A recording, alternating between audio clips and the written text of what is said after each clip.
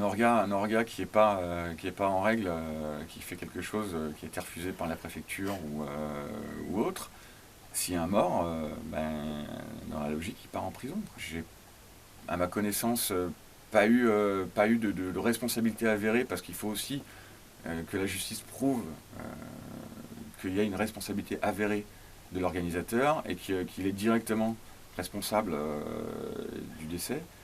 Donc, moi, j'ai pas eu souvent le cas, tu vois, où tu avais un gars qui chutait, comme il a pu arriver là très récemment. Donc, moi, la logique, c'est qu'à partir du moment où la justice met en lumière qu'il y a des carences au niveau de la prévention, de la sécurité des personnes, et que c'est l'orga qui part à pas du gain à éviter de trop charger sur la sécu, ou n'a pas bien fait son job, n'a pas anticipé les problématiques, genre interdire l'accès à des endroits dangereux, y a vraiment une responsabilité pénale qui est très grave. Et puis c'est normal, parce que s'il y a un mort, voilà, souvent de jeunes en plus. C'est arrivé qu'il y ait des overdoses, voilà, mais globalement, il y a très, très peu souvent, et heureusement, il y a quand même peu souvent des morts dans les soirées. Faut pas non plus diaboliser. Des soirées, il y en a tous les week-ends depuis des années et des années.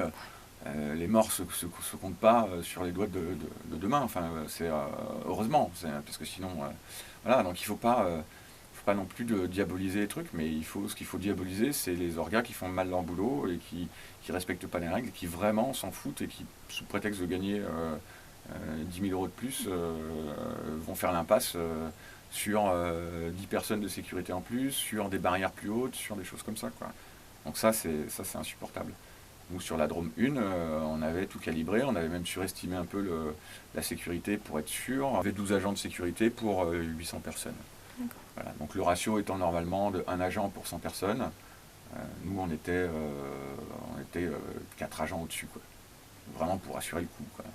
Et puis on avait tout l'éclairage de sécurité qu'il fallait, on avait tout checké, la gestion des flux, et, voilà.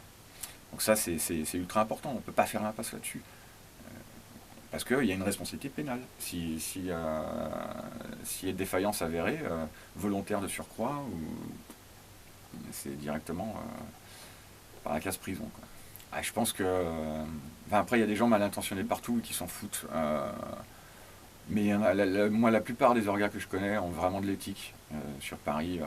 Et puis on le voit à Coco Beach, il y a une sécu qui est hyper vigilante. Auto 10, il y avait une super sécu ce week-end. Concrète, il y a de la sécu. Voilà, tous les gens de toute façon qui se lancent dans l'organisation, premièrement, c'est des passionnés. Parce qu'on ne se lance pas là-dedans quand on n'est vraiment pas passionné, c'est pas possible. Donc tous les gens qui se lancent dans l'orga, c'est des passionnés.